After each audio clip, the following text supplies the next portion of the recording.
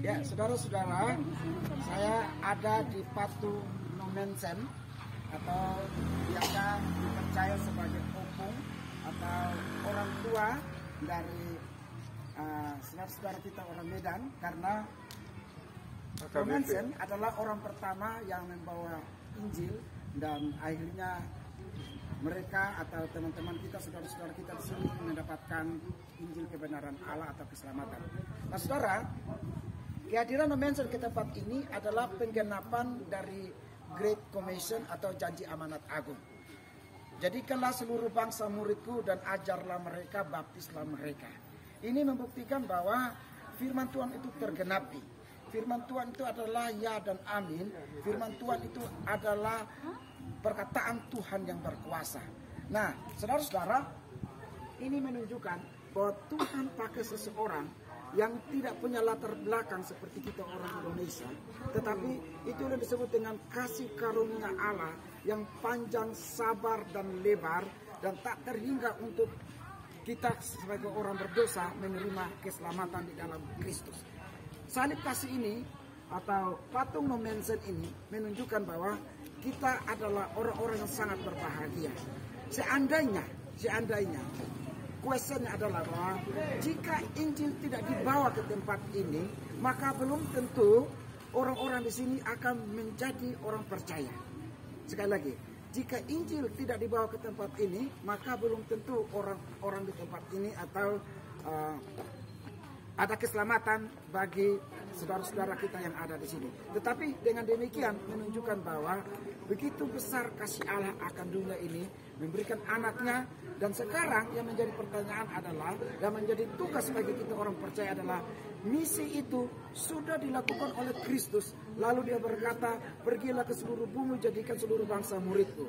Para rasul di abad-abad pertama, mereka sudah korbankan jiwa mereka, mereka sudah korbankan hidup mereka. Ada yang disalib, ada yang disulut dengan api, ada yang dimakan binatang buas, ada yang digergaji, ada yang dipenggal, bahkan ada yang dibunuh dan ditusuk. Dan itu sudah selesai, dan itu dilanjutkan oleh para misionaris, yaitu termasuk Nomensen. Nah, hari ini misi itu tidak boleh berhenti. Misi itu harus dilanjutkan oleh kita. Bahwa apa? Injil harus diberitakan kemana-mana. Persoalannya adalah bahwa apakah kita sudah melakukan misi itu? Apakah kita sudah melakukan Great Commission Tuhan, menjadikan seluruh bangsa murid Tuhan? Kenapa? Karena satu jiwa bertobat menurut Alkitab, seisi surga akan bersuka cita. Jadi betapa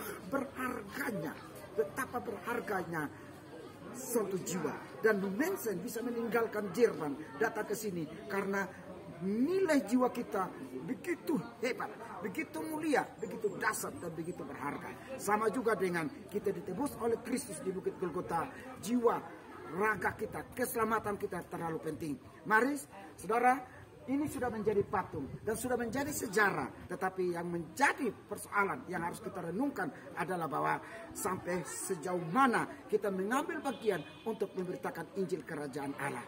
Mari kita lakukan, kita laksanakan, dan kita kerjakan janji amanat agung Great Commission sampai Kristus datang kedua kali dengan membawa sebanyak-banyak jiwa menuju kepada kerajaan surga yang kekal. Kenapa? Karena suatu kelak nanti di surga, jiwa-jiwa yang bertobat karena misi yang kita lakukan, jiwa-jiwa yang bertobat karena Injil Kerajaan Allah yang kita beritakan, mereka akan bersaksi di surga. Saya diselamatkan karena Anda, saya diselamatkan karena saya diselamatkan karena engkau. Itu adalah hadiah, mahkota yang paling indah. Kenapa? Karena di surga ada orang menyebut nama kita, bahwa mereka masuk surga dan mereka tidak binasa di neraka kekal selama-lamanya karena pemberitaan oleh kita. Mari lakukan misi itu dan takut akan Tuhan dan sebanyak jiwa untuk kerajaan Allah sampai kedatangan yang kedua kali. God bless all. Tuhan berkati. Shalom.